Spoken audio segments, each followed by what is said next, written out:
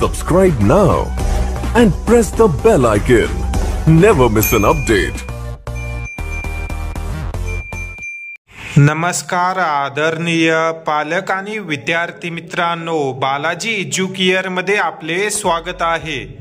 विद्यार्थी मित्रांनो, 29 सप्टेंबर 2025 पासून महाराष्ट्रामध्ये BMS तसेच BHMS कॅप राऊंड 2 सुरू होत आहे। परंतु त्या अगोदर अनेक विद्यार्थ्यांचे प्रश्न येत होते की BHMS कॅप राऊंड 1 चा स्टेट कोटाचा कट ऑफ काय राहिला, कॅटेगरीनुसार विद्यार्थ्यांना किती मार्क पर्यंत कॅप राऊंड 1 मध्ये BHMS कॉलेज मिळालं, या संदर्भात माहिती द्या। तर विद्यार्थी मित्रांनो, या व्हिडिओमध्ये आता आपण कॅटेगरीनुसार कॅप राऊंड 1 मध्ये प्रायव्हेट BHMS कॉलेजचा कट ऑफ काय राहिला होता व विद्यार्थ्यांना किती मार्क पर्यंत प्रायव्हेट BHMS कॉलेज मिळालं, ही माहिती घेणार आहोत। या व्हिडिओला महाराष्ट्रातील इतर गरजू विद्यार्थ्यांपर्यंत शेअर करा। तसेच येणाऱ्या सर्व माहितीपूर्ण अपडेटसाठी बालाजी एज्युकेअर या यूट्यूब चॅनललाही नक्की सबस्क्राईब करा, जेणेकरून येणारे सर्व माहितीपूर्ण अपडेट टाइम टू टाइम तुम्हाला मिळत राहतील।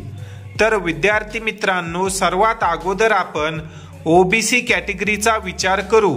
तर या ठिकाणी तुम्ही पाहू शकता, जेही विद्यार्थी OBC कॅटेगरीमध्ये होते या विद्यार्थ्यांना कॅप राऊंड 1 मध्ये 230 मार्क पर्यंत सेमी प्रायव्हेट BHMS कॉलेज मिळालं। त्यानंतर या ठिकाणी आपण SC कॅटेगरीचा कट ऑफ पाहू शकतो। हा कट ऑफ 230 ते 231 या मार्क दरम्यान आलेला आहे। तसेच जे विद्यार्थी ST कॅटेगरीमध्ये येतात या विद्यार्थ्यांना 181 मार्क, VJ कॅटेगरीचा जो कट ऑफ आहे तो 233, NTB कॅटेगरीचा जो कट ऑफ आहे तो 213, तसेच जे विद्यार्थी NTD मध्ये येतात या कॅटेगरीचा कट ऑफ 231 मार्क पर्यंत आला होता। NTC या कॅटेगरीचा कट ऑफ तुम्ही या ठिकाणी पाहू शकता, 234 मार्क पर्यंत विद्यार्थ्यांना कॅप राऊंड 1 मध्ये प्रायव्हेट सेमी BHMS कॉलेज मिळालं। त्यानंतर शेवटी जर आपण खाली SCBC, EWS आणि ओपन या कॅटेगरीचे विचार केले तर तुम्ही या ठिकाणी पाहू शकता, SCBC कॅटेगरीचा जो कट ऑफ आहे तो 216 मार्क पर्यंत व जे विद्यार्थी ओपन मध्ये येतात या विद्यार्थ्यांचा कट ऑफ 228 मार्क पर्यंत आलेला आहे। आता अनेक असे विद्यार्थी आहेत की ते म्हणू शकतात की ओपन कॅटेगरीचा कट ऑफ SC कॅटेगरीपेक्षा कमी कशा प्रकारे गेला। तर विद्यार्थी मित्रांनो, हे सर्व कॉम्पिटिशनवर डिपेंड असतं। जर SC कॅटेगरीचे मॅक्झिमम विद्यार्थी BHMS या कोर्सेसमध्ये भाग घेत असतील तर 1 ते 2 मार्काने हा कट ऑफ खालीवरी होऊ शकतो। त्यामुळे याचा फारसा काही विचार करण्याची गरज नाही। राऊंड 2 मध्ये हा जो कट ऑफ आहे तो जवळपास सर्व कॅटेगरीसाठी 200 मार्कपेक्षा कमी जाऊ शकतो। महाराष्ट्रामध्ये अनेक असे BHMS कॉलेज आहेत की ज्या कॉलेजेसला राऊंड 1 मध्ये परमिशन मिळालेली नव्हती। जर ते कॉलेजेस कॅप राऊंड 2 मध्ये आले तर हा कट ऑफ सर्व कॅटेगरीसाठी 200 पेक्षा कमी वरती जाऊ शकतो। ज्याही विद्यार्थ्यांना महाराष्ट्रामध्ये BHMS करण्याची इच्छा आहे व मार्क 200 पेक्षा कमी आहेत, अशा विद्यार्थ्यांनी पेशन्स ठेवा। कॅप राऊंड 2, कॅप राऊंड 3 पर्यंत तुमचं देखील BHMSचं स्वप्न महाराष्ट्रामध्ये पूर्ण होऊ शकतं।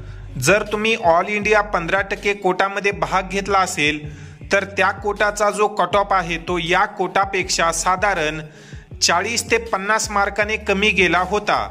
जर तुमचे मार्क 180, 185 या दरम्यान देखील असतील तरी सुद्धा त्या विद्यार्थ्यांना ऑल इंडिया कोटाच्या राऊंड 1 मध्ये सेमी प्रायव्हेट BHMS कॉलेज मिळालं होतं। जर तुम्हाला या कोटा संदर्भाने माहिती असेल, तुम्ही ज्याही व्यक्तीकडे काउन्सिलिंग जॉईन आहात त्या व्यक्तीने जर तुम्हाला या संदर्भात माहिती दिली असेल तर नक्कीच तुम्ही ऑल इंडिया 15% कोटाचा फायदा उचललेला असेल।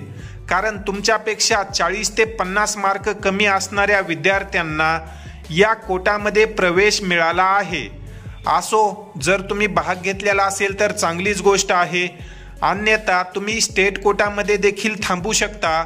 स्टेट कोटामध्ये फक्त जे काही कॉम्पिटिशन आहे ते ऑल इंडिया कोटापेक्षा जास्त प्रमाणात असतं, त्यामुळे ज्या विद्यार्थ्यांना 200, 220 असे मार्क असून देखील कॅप राऊंड 1 मध्ये जागा मिळालेली नाही, परंतु एकीकडे ज्या विद्यार्थ्यांचा स्कोर 180, 185 या दरम्यान होता त्या विद्यार्थ्यांना देखील ऑल इंडिया कोटामार्फत BHMS ची जागा मिळाली होती। तर ही जी काही माहिती आहे ती वेळेवर विद्यार्थी व पालकांना असणं फार महत्त्वपूर्ण आहे, जेणेकरून विद्यार्थ्याचं वर्ष वाया जाणार नाही व हवे आहे त्या कोर्सेसमध्ये विद्यार्थ्याला प्रवेश मिळेल। ॲडमिशन घेण्यासाठी अनेक पर्याय असतात। ऑल इंडिया कोटा आहे, स्टेट कोटा आहे, इन्स्टिट्यूशनल कोटा आहे, आउट ऑफ स्टेटच्या काउन्सिलिंग असतात। काही विद्यार्थी फक्त एकच ऑप्शन हाताशी ठेवतात। जर त्या कोटाचा कट ऑफ हायर साईडला गेला तर नंतर विद्यार्थी व पालकांच्या हाताशी फक्त निराशा लागते। त्यामुळे तुम्ही हातामध्ये कमीत कमी 2 ते 3 ऑप्शन ठेवणं आवश्यक असतं।